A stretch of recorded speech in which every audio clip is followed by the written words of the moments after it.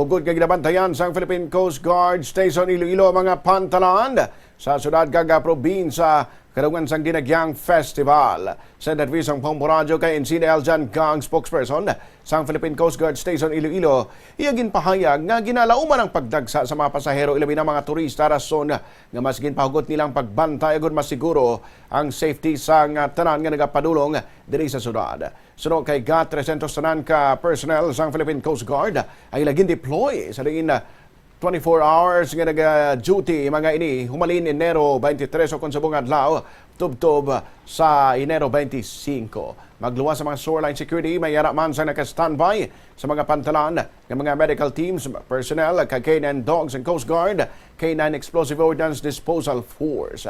Pahayag niya magluwas sa mga pantalan, mayara man sa mga Philippine Coast Guard personnel nga nagabantay sa area sang Iloilo River tubtob sa Carpenters Bridge sa Molo. Kinpahayag niya nga nag-augment pa ng Philippine Coast Guard sa Iloilo City Police Office sa ilang mga K9 personnel kag K9 working dogs kasunod sa ginhingyo nga assistance sang kapulisan nga mag-check sa mga lugar sa diin hiwaton ang mga aktibidad kadungan sang festival. May ara kita mga ika-deploy nga 300 personnel no. So including ni sa ilang security ang halin sa parola work naton Iloilo River up to dito sa may New Carpenters Bridge sa Medical City. So sila ma'am 24 hours starting start ang ilang duty sa 23 alas 6 ng gabi.